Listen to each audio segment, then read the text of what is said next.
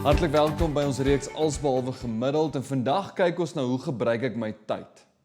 Nou ons gejaagdheid is seker vandag ons almal se grootste uitdaging en probleem. Hoe weet jy jy's 'n slagoffer hiervan? Jy sê goed soos ek mag dalk 5 minute laat wees. Ek gaan moet vroeër loop. Ek gaan kom kyk na jou opvoering, maar hoeveelste is jy? Want ek kan net kyk na joune, nê. Jy ry te vinnig terwyl jy besig is om te eet in die kar. Jy's by die huis, jy dink aan die werk en jy's by die werk, maar jy dink aan al die goed wat gebeur by die huis. En 'n tydsbestuurkursus, dit het jy ook nou al gedoen, nê, maar dit werk nie vir jou nie, want dit is ontwerp vir 'n sekere persoonlikheid. Dit is goed om iets daaraan te doen en 'n tydsbestuurkursus te doen, maar hier is die hoofgedagte vandag. As ons kan verander hoe ons omgaan met ons tyd, gaan ons verander hoe ons lewensgehalte lyk. Moses het 'n Psalm geskryf, en ek wil dit graag vir jou lees, maar hoekom moet ons ag gee op Moses se Psalm en dit wat hy te sê het oor tyd? Nou Moses het 120 jaar oud geword en dit sê hy kon nog mooi sien. Daar's 4 hoofgedeeltes van sy lewe. Hy word as 'n Hebreër groot in die Farao se huis, as 'n kind in weelde. Hy tel strye op met sy familie, want hy het iemand doodgemaak, is nog 'n gedeelte van sy lewe. Dan die volgende gedeelte van sy lewe pas hy skape op in die woestyn.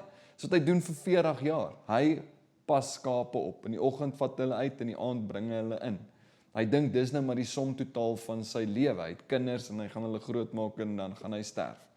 Maar dan in die laaste deel van sy lewe is hy terug in Egipte en hy pleit dat sy volk kan gaan. En dan die pla en die wonderwerke en hy is dan die leier van hierdie nasie wat hulle in die woestyn inlei, beloofde land toe vat en dan net voor die beloofde land kan hy nie daar ingaan nie. Nou daar's seker iets wat ek en jy kan leer as dit kom by tyd en as dit kom by Moses. Nou Psalm 90, aan die einde van hierdie Psalm is daar 'n punchline wat van toepassing is, glo ek, op elkeen van ons se lewens as dit kom by tyd en jou skedule. So in Psalm 90 vers 1, het gaan so, het sê, Here, U was vir ons 'n toevlug van geslag tot geslag. Hy praat van die nasie van Israel. Voordat die berge gebore was en U die aarde en die wêreld voortgebring het, ja, van ewigheid tot ewigheid is U. Van ewigheid tot ewigheid is U. Tussen die ewigheid en die ewigheid, hier's ek, spikkeltjie Moses, en ons, groter spikkeltjie Israel. U laat die mens terugkeer tot stof en sê, keer terug, o mensekind. Nou dit klink verskriklik, nê? En maar ek dink ons almal het al ergens in jou lewe, al het jy nou geglo of minder geglo of wat ook al, maar as jy al op 'n punt in jou lewe gekom het waar daar iets terminaal gebeur of 'n siekte of iets slegs gebeur en jy het al opgekyk en gesê, Here help, dan is daar iets binne in ons wat sê en wat glo dat die Here het iets te maak met die begin en die einde van ons lewe. En ons sal die Here dalk eendag vra, hoe presies dit werk. Want 1000 jaar is vir U o, soos die dag van gister, as dit verbyskiet. En soos 'n nagwaak. Nou 'n nagwaak in daai tyd was 3 ure. So dis Moses wat sê, Here, hoe ouer ek word, hoe vinniger gaan tyd verby. Jy het dit ook al beleef. Dink dit hoe vinnig gaan tyd verby vir die Here, vir U. Vir U gaan dit 1000 jaar verby, soos 3 ure. Hoe lyk my lewe in daai perspektief van ewigheid tot ewigheid? My lewe wat vir my voel partykeer alles sentreer rondom my en dit is belangrik en jy weet, maar hoe lyk dit in perspektief van ewigheid tot ewigheid? Vers 5, weggespoel het U hulle word 'n slaap.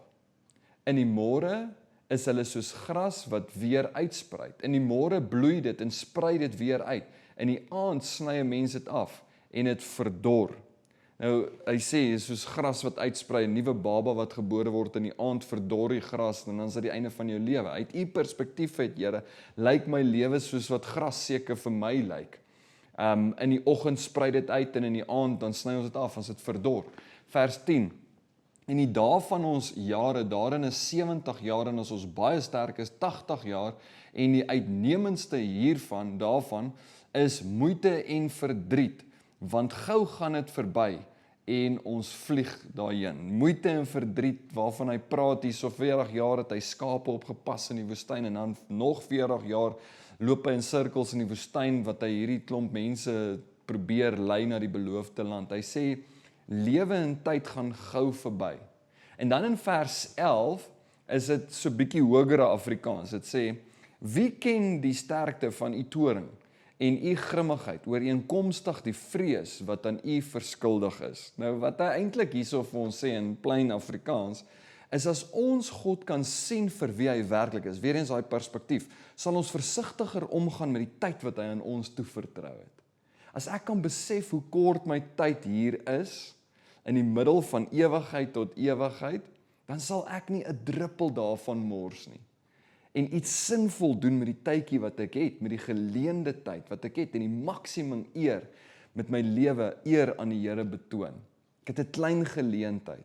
As ons kan besef dat God ons geskape het, en dat ons hier is vandag en weg is môre, sal ons herbesin waarmee ons onsself besig hou in ons lewens. Wat gaan ons doen met hierdie geskenk, hierdie beperkte tyd wat aan ons gegee het? Moses word bewus van die limiet wat aan ons almal se tyd en ons almal se lewens is. Ons wil nooit dink aan ons lewe as net tydelik nie. As ons dink aan ons lewe, dan dink ons nee, ons is immortal, ons gaan vir lank lewe. Maar Moses sê nee, jou lewe is ergens tussen ewigheid en ewigheid. Dis goed om van tyd tot tyd stil te staan, stil te word en te dink dat my en jou lewe beperk is.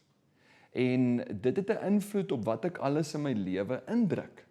Dan kom hy by die praktiese deel van hierdie gedig, en dis die punchline van hierdie Psalm 90 vers 12. Leer ons om ons dae so te tel. Hoekom sê hy leer ons? Want dit kom nie natuurlik nie, om ons dae so te tel, want ons dae is reeds getel. Ek en Liesel leef partykeer, my vrou leef partykeer asof ons dae nie getel is nie. Ons het mekaar vir altyd. Gaan uit in die oggend asof ons mekaar vanaand sal mekaar weer sien vandag. Die hoeveelheid goed wat ons in ons lewens indruk klatter, reflekteer dat ons dink en dat jy dink dat jy het onbeperkte tyd. Nou ons het al ons dae getel in ons lewe op sekere ander fasette van ons lewe. Dink aan hoe jy die dae afgetel het toe jy sou trou, nê? Van jou verloving af. Daar was beperkte hoeveelheid dae tussen jou verloving en jou troudag. En jy het die beste gebruik gemaak van elke oomblik. Jy tel daai dae af. Dink aan as jy studeer vir 'n eksamen, jy weet daar's 'n beperkte tyd, beperkte geleentheid vir jou om te studeer. Daar's 'n datum wat jy moet gaan skryf. En jy tel die dae af en jy beplan. Dink aan 'n aanbieding by die werk wat jy al moes gedoen het, nê. Elke keer as daar 'n spertyd is, dan tel ons die dae af en ons beplan asof daar 'n eindstreep is. Tyd hardloop uit, jou geleenthede hardloop ook uit. So wat as ek en jy met daai ingesteldheid kon leef? Dis nie 'n depressiewe uitkyk op die lewe nie, ons dink ons voel partykeer so, maar dit gaan jou help om dit wat alles in jou lewe, dit wat jy alles in jou lewe wil indruk, beter te beplan en te bestuur, om te leer om nee te sê vir die goed wat nie belangrik is nie. Hy sê, leer ons om ons dae so te tel, dat ons 'n wyse hart kan bekom. Wysheid om te besef wat ons van ontslae moet raak, wat ons prioriteite moet wees, wat belangrik is. Wanneer ons lewe asof ons dink ons dae nie getel is nie, dan is ons net besig om 'n klomp goed, sinnelose goed, in ons lewe in te druk en ons lewe vol te maak. Maar wanneer jou lewe leef asof jou dae getel is, dan besef jy onmiddellik, ek moet minder tyd spandeer op hierdie ding. Ek moet meer tyd spandeer aan daai ding. Ek moet ophou hiermee. Ek moet begin daarmee. So hier is die punt vandag. Om te onthou dat ons beperkte tyd het, gee ons die wysheid om ons tyd beter te spandeer. Ons moet die goed beperk wat ons in ons lewe indruk. Die Here het 'n plan vir my en jou lewe.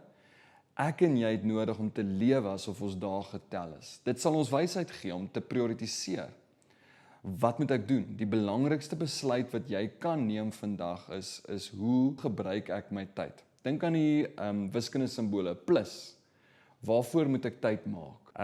Dink aan 'n minus, waarvan moet ek ontslaa raak? 'n Groter as, waarmee kan ek meer tyd aan spandeer? 'n Kleiner as, minder tyd aan spandeer. Jy kan verander hoe jy jou tyd gebruik. En as jy verander hoe jy tyd gebruik, verander dit jou lewe. Wanneer ons begin lewe asof ons dae getel is, sal ons 'n wyse hart bekom.